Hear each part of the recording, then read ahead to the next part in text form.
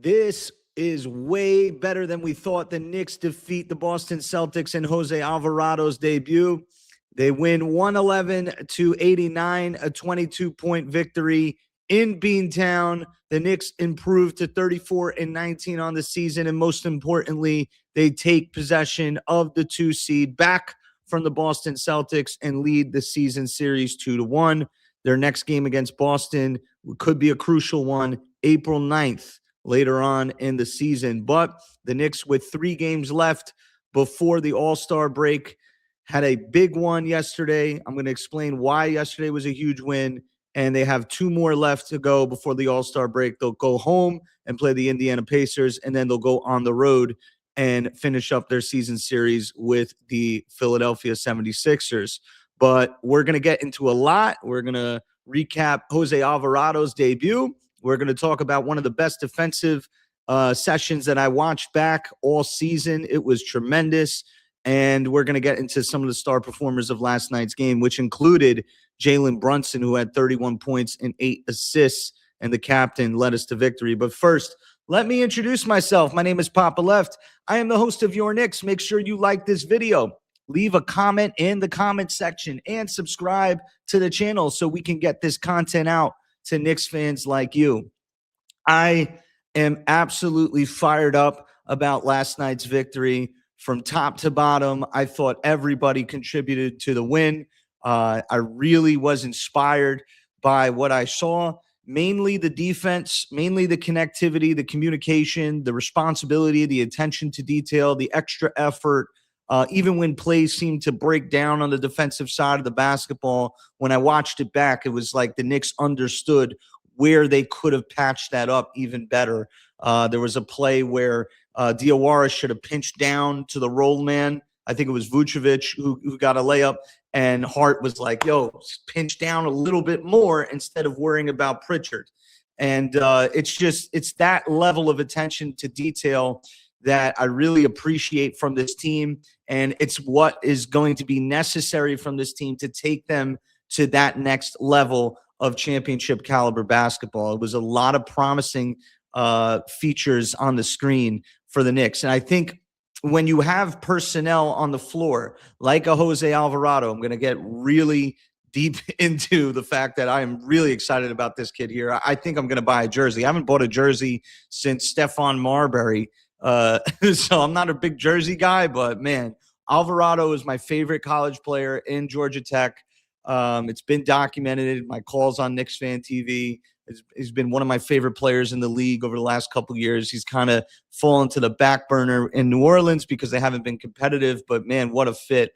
But I think when you have players of that mindset that take every single possession in a cerebral attack and anticipation and knowing how to play off ball, knowing how to pinch down to the ball, knowing how to rake the ball, knowing how to close out, knowing how to anticipate strips and steals and how to get into the body and bring that intensity. It lifts up the energy of everybody around you, and it makes everybody want to buy in. When they see somebody giving 94 feet of ball pressure, they want to kick up. And then also to the guys on the bench, when they see who's getting minutes because of that energy, they want to be able to do that because that's a coach's best friend.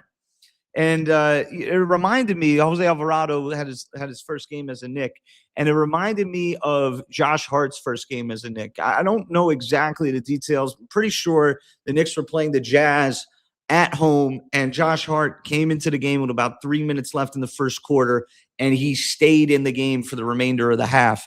And Alvarado, and in that performance, everybody who was skeptical about Josh Hart immediately saw his impact, and they were like, wow, this guy is a New York Knick. He represents New York. He plays the game the right way. He has a motor, a high motor, an energy, a burst. He lifts up the team. He makes winning plays. He does things that don't show up in the box score, and people kind of immediately understood where this guy fits on our franchise and why he's so important to us to winning basketball games. And I think you saw almost a Xerox carbon copy of that performance with Jose Alvarado yesterday. He comes into the game with 3 minutes to go in the first quarter. Josh Hart got into some foul trouble, and it just elevated him into the rotation. And I thought one of the most interesting parts of the game early on was that I knew Alvarado was going to take control of the backup point guard duty from Tyler Kolek at the beginning of the second quarter as Brunson plays the entire first. What I didn't know, or I wasn't so sure of, is whether Mike Brown would institute Alvarado and Brunson together. And I'm not sure if it was his plan going into yesterday's game, but he was forced into doing it with Josh Hart being in foul trouble. There was no OG Anunoby, obviously no Deuce McBride. And Alvarado was one of those guys that came off the bench, next man up, and he played next to Brunson. And you could see that, number one, check mark, it's possible. They're not too small together. Alvarado can play at the point of attack. Defense probably as good as anybody, if not the best on this team. He made Peyton Pritchard think twice. He made Jaylen Brown. He got his face into the body. That was his first play, big time play as a New York Knick, drawing an offensive foul on Jaylen Brown, a former NBA Finals MVP. And again, he just lifted the connectivity of the defense, and the Knicks pulled away in the first quarter. They got a 7-point lead, 10-point lead, and Alvarado was a huge part of that. Also, Mohamd Diawara, just a tremendous performance from him. He had his best game of his young career, bar none. There's no game this year that he's put on film that has been better than that. His offensive prowess in terms of setting screens, calling up bigs in the action as a point forward, spacing the floor, running the floor, hitting set three-point shots, attacking the glass out of roll actions, and then most importantly to me, which was disrupting Derek White initially, and then in the second half, he really took on the opportunity to guard the NBA Final MVP, Jaylen Brown, and he did a really good job on him. Jaylen Brown got his points. He got his volume. He had good moments in last night's game or yesterday's game, but the Knicks made it difficult on him, and that's what you have to do when you're going up against a star player. I was watching the Houston Rockets, New York Knicks 1994 NBA Finals, and Pat Riley, they introduced him off the bus, and they were talking about how you're going to defend Hakeem Olajuwon, and he was like talking about that old adage, when you're defending a star, you're not going to stop him, but you got to put multiple bodies on him. And I thought the Knicks did a great job, whether it was Alvarado, whether it was Diawara, McHale to start the game was really good on him. Even Jalen Brunson forced him to, get down to a spot and shoot a mid-range. And I thought that the Knicks, they got away with it in the first quarter. I thought that the Boston Celtics, who shot, I think, 7 of 41 from three, I thought that they missed a lot of easy opportunities in the first quarter mainly. But for the rest of the game, that was one of the most impressive defensive performances from the New York Knicks. And I got to lead with that because it was just a absolute connection, communication, and chemistry. And a lot of people talk about, a point guard lifting the offense and getting and making players around them better. When you have a guy at the point of attack like Jose Alvarado that disrupts Peyton Pritchard, we've seen Peyton Pritchard, and I love Deuce, but Pritchard has had Deuce McBride's number over the last couple of years. Small guards have given us a trouble all year, this whole era of maybe my whole life. Small guards have given the Knicks issues. I remember TJ McConnell, even before he was with the Pacers, he got into Carmelo's body and hit a buzzer beater against us when we had Porzingis and Rose, the big three. But small guards have always given us a trouble in this era. And I thought Alvarado did a great job of having that lateral cat-like quick feline movement around the perimeter, not letting anybody get past him. And the interesting part about it is, like, people talk about him being undersized or him being small. First of all, if that was your take about Alvarado, there's either one or two things. Either you don't know basketball, which I don't think that's the case. I don't think that's the case with most people. I do think that people are so arrogant that they looked at his 6-foot height and thought that everybody who's 6 foot is Shane Larkin. And they thought that maybe Jose Alvarado was they didn't know the personnel. That's it. Either you didn't know who, which I'm going to give people more credit for. Okay, we watched the games. Eventually some osmosis is going to happen. But you didn't know the personnel. I mean, if you came in here to this deal and thinking Jose Alvarado was a midget, a small man, it's heightism. I'm going to start calling you jobs. I'm going to start calling you jobs, and I'm going to start reporting you. You are discriminating against people of lower height.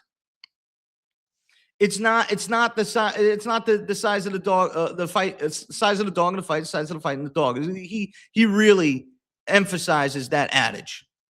I mean, he can defend. He defends better than jumbo wings. You saw him strip the ball on Jaylen Brown at the end of the third quarter. You saw him force Peyton Pritchard into an air ball. I'm so fired up about this acquisition. What a seamless fit. And again, I said, at the trade deadline, what if we just close our eyes and say, you know what? We got Alvarado and Diawara at the deadline, because Diawara replaces Yabusele in the rotation, and Alvarado, it comes in here for Diawara, then for Yabusele, and then Dalen Terry going to New Orleans, and we get Alvarado, and all we lose is the 2026 58th pick, which is going to go to the Detroit Pistons probably, and the 2027 second. And we get a point of attack defender, and we get a guy that will never get disrupted in the backcourt with the ball in his hands. He got us into our sets, right? He got us into our offense, seamless fit, didn't have trouble bringing the ball up. I love Tyler Kolek. He's got a couple things to work on, and I think that the Knicks are committing to him. They're very high on him, and I think they have a plan for him in the future, and even now, I think that Kolek can come in a spot. I think Clarkson can come in a spot and contribute. I think everybody's going to look at Alvarado and Shamet and Diawara and understand, if I'm going to play on this team, I'm going to need to give that type of motor and energy and hustle on defense, 50-50 balls included. So you got that type of effort from our role players. And I talked about the other night with Detroit, with Javonte Green and Ron Holland and Asor Thompson and Isaiah Stewart and Paul Reed and Dennis Jenkins, and these guys having a collective mentality that the box score doesn't dictate our effort and we're going to be relentless for 48 minutes.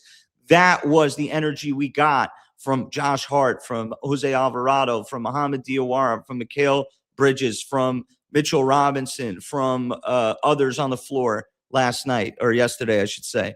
We got a collective energy, a effort, a commitment to play the game the right way.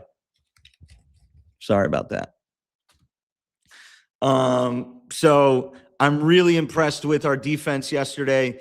Getting into the game, man, it was a good first half. The Knicks got up by 17 points. There was really good shot variance that went in our way. Boston was missing some threes. I thought that we did a really good job of spacing the floor, really spreading Boston out. They didn't really have a great game plan against us with Jalen Brunson, the ball in his hands. Didn't really make his life difficult. Brunson had 15 in the first quarter. He was cooking. Again, I mentioned the bench, what they did. And then the only real factor in this game that helped Boston get back in the game was they did the hack of Mitch. Mitch missed 4 free throws. And, the Knicks will never do this, but in the case where they do the hack of Mitch, I would start Mitchell Robinson at the head of these first and third quarters, because it forces team. You're going to get your minutes out of Mitch. You can't foul Mitch 4 times, then put the Knicks in the bonus with like 10 minutes to go, right? So you get your minutes out of Mitch, and you're not playing Karl Anthony Towns at the top of the first and the top of the third anyways. You're using him as a decoy and holding him gravity, but you're not really maximizing what you get out of him, and then you sacrifice Mitch in these hack-a-Mitch situations. In the first half, it worked for Mazzulla. In the second half, Mitchell Robinson kind of stuck it to him and hit 3 out of 4 free throws, much like it played itself out in the Eastern Conference semis. And just getting back to Karl Anthony Towns before I move forward, 11-10 is not inspiring. But again, this is a guy that we sorely missed on Friday night. We missed his gravity. We missed the decoy. What we missed the most really is when he's in screening games, teams must put a body on him. They must keep eyes on him. And you saw that in one play where Jose Alvarado was in a screening game with him. And I think Shireman and Queta or Vucevic, it could be, they kind of like attached themselves to Cat, and they lost Alvarado, and he just banged the 3. But yeah, man, the Knicks went into the second half. They kind of blew a lead at the end of the first. It was a 7-point game or so. I was a little disappointed with the fact that we didn't pull away at the end of the first half, but that's to be expected on the road. I'm not making an excuse, but it kind of just does play out that way, kind of like an NFL blitz, simulation. Like teams just gotta make a run in the game. And the game got within 4 points, got within 5 points in the second half. And I thought at 70-65, we were stuttering a little bit. Our offense wasn't really moving the ball as well as we should have. I thought that we had a couple mismatches with Karl-Anthony Towns that we should have attacked. I thought Jalen Brunson was holding on to the ball a little bit too much in that third quarter. And Josh Hart stepped across the free throw line, dribble, did a fadeaway jumper. It got us to 72-65. And then out of a inbounds play, he got a three-pointer that goes in at 75-65. And I thought from there, it just gave us an extra cushion and an extra reminder that today was our day to go get the win. And I thought that inspired, future efforts, whether it be the plays like I documented at the end of the third quarter with Jose Alvarado, forcing the air ball from Pritchard and the steal from Brown. And then again, the steal from Brown in the fourth quarter, the Alvarado, floater off the glass, Brunson cooking in the fourth quarter and closing the game. Just a tremendous effort, inspiring effort. And what it means to the macro is this. The New York Knicks, like I said, their goal is going to be set on getting that second seed. If they can catch the Pistons, all power to them, but it's probably not going to happen. But the Knicks have to get their eyes at minimum on that third seed, but really they should go for that second seed. The Boston Celtics, this is not their year to get high rankings in the seed. If they want to, have the dream of getting Tatum back, and I saw a report yesterday that he's running 5-on-5s and stuff like that. We'll see if he can come back. He'll try to give it a go. It's a part of his rehabilitation to be close at this point. You're not this point, but going towards the playoffs. And if he's close and he feels comfortable and the doctors give him a clearance, they'll go for it. But right now, you look at that team, they're compromised, man. They traded Anthony Simons for Vucevic. It opens up spots in their backcourt for guys like Ron Harper Jr. and guys like Baylor Shireman, and it puts more pressure on Derek White and Peyton Pritchard to create and score. And sometimes they don't, they're not as consistent as they need them to be. Guys like Neemias Queta, and their bench, Luka Garza, who's a guy that's been, in and out of this league in terms of from the G League or getting two ways.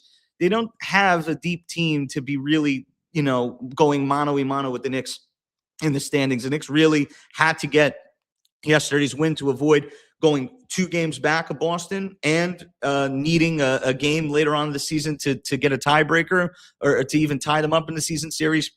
Now the Knicks control their own destiny to the second seed. They play the Philadelphia 76ers later on this week on Wednesday. That's going to be a game that's huge for them in potential tiebreakers. Sixers are a team that has been playing well. They went on the road and they beat Phoenix the other night. They don't have Paul George, but they were able to sign Dominic Barlow, and that's a big-time piece for them. Kelly Oubre they got back. So I'm not putting the Sixers in the rear view. I think the Cavaliers are a team that feels inspired from their trade deadline moves with getting Schroeder, Keon Ellis for DeAndre Hunter, who wasn't really good fit, and then James Harden, who's there with a mission. So we'll see if he is able to elevate them.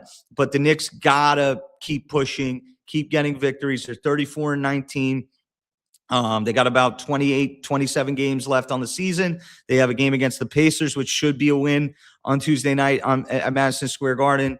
And then they are on a back-to-back against Philadelphia. We'll see what Mike Brown decides to do with Mitchell Robinson, with guys like OG Anunoby, who didn't play yesterday with a sore toe. Karl-Anthony Towns is still dealing with his eye situation. Josh Hart with the ankle. We'll see what kind of rotation is available to us on Tuesday night and Wednesday night. But I wanted to guys, if you've been following me on this channel, by the way, if you're following the channel and you want to support the channel, you can shout me out on Cash App, Popaleft, POPPALEFT. That's POPPALEFT, and also on Venmo, POPPALEFT. Definitely shout me out if you want to support the channel, and we will be able to shout you out as well. But man, the first episode on this channel was a Mohamd Diawara video, and I'll try to put it in the cards at the end of the video so you could check it out. And I was talking about, hey, I've seen enough in the summer league. This guy has athleticism off the bench and size. Everybody wants to talk about size. He has it, and long rangey wings, a wingspan. And this is a guy that I felt could be the sixth most impactful player on our rotation. And a lot of people talk about this guy's game like he's raw and he's figuring it out. I don't really see that. I see a guy who is ready to contribute right now. Does he have moments where he could be coachable? Yes, but I don't see raw. I see a guy that is as good, if not better, than a lot of teams' sixth or seventh man off the bench, and he's impactful every time he's on the floor. And again, is a guy that doesn't need the ball, which is a big time skill in the NBA right now. A lot of guys think that everybody gets the luxury to play their game. There's maybe 40 to 50 guys in the league that the design is for them to play their game and you deal with their flaws. Most players in this game, 70 to 80% players in this game have to fit around a star. They have to play off ball. They have to be willing to play defense. They have to be willing to cut. They have to be willing to have a high motor. And a lot of guys don't like that because for 90% of their basketball playing careers, 95% of their basketball playing careers, they've been the best player on their team and they've had the ball in their hands. Mohamd Diawara does not care about that. He does not have plays run for him. He is an impactful winning player. I do not see the raw kind of like stigma to him. I see a guy ready to compete right now. I want to share this video by New York Basketball, one of my favorite accounts on Twitter. And this is Jalen Brunson talking about Knicks rookie Mohamd Diawara. Let's take a look here. Playing pickup before preseason, I could see that he was really good and really smart and talented. So I'm not surprised of what he's been able to do when he's given the opportunity. He's really coachable. He listens. When he thinks he's doing something and we try and correct him, he goes and does it the next time. And so he's great, and he's been working really hard, and it's only the beginning for him. Yeah, man.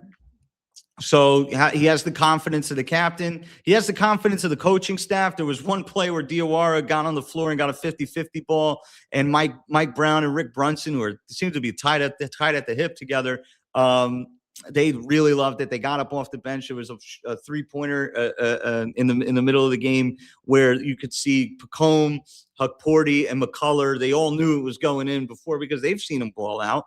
And this is a huge win for the Knicks. The Diawara part, the win against Boston as well, but this is a huge win. The fact that they got him in here, he's on a 1-year deal. He's restricted free agent. Leon will figure something out. I will put all confidence in Leon and the team there to keep Mohammed here going forward. There's an issue of, they don't want to play him too much right now because he'll play beyond the contract. But I could see something similar to what they did with Deuce with Mohamd Diawara. So really excited about him. I'm excited about this team. Again, winning 8 in a row, taking that loss to Detroit. I didn't crash out against that loss because I saw what was going on in that game, and the context of that game was already a little tricky. I didn't like the effort. I didn't like the ethics of the game. But I thought that it was a really good response by the Knicks to kind of just flush that one out the system. No OG, and still be able to avoid the losing and just keep the winning going. Now you got a 3-0 count right now playing the Indiana Pacers at home. This is a team that you played into a tough game on the road off of the NBA Cup. No excuses. You got to go out and punch them in the mouth and give them hell on Tuesday and get the winning back, and then see if you could carry that into the final game before the All-Star break. And again, secure that second seed, because that second seed will give you guaranteed 2 straight home court series. And then I'll be honest, you sit there and you watch these Pistons games and you root for the other team, because nobody wants to play the Pistons. I know from a competitive standpoint, people want to play the Pistons. But to be honest, I'll take the Cavaliers. I'll take the Sixers. I'll take the Magic. I'll take anybody else besides them. And I'm not ducking the smoke. I'm just being honest. That's a good team. And if you can avoid them until the Eastern Conference Finals, you strategically do that. Other than that, phenomenal performance from everybody involved. Jordan Clarkson went off on Knicks Twitter. I got a kick out of that. It was pretty funny. Went at my guy Jay from Florida. Went at some people. I'm safe though. He laughed at my comment a week ago, so I'm good. I'm safe. I get my stuff off on the low. We all know why Jordan Clarkson's out of the rotation right now. He's just not bringing it on the defensive side of the ball where that's where we need. That's what the recipe to success is. But again, check out this video that I did, my first video on this channel. A little nostalgia. You'll see a different background and everything on Mohamd Diawara, so you guys can understand that this is nothing new with me. And again, with Alvarado, I gave you that. So if you're looking for somebody to give you the real, you can keep it locked in with your Knicks.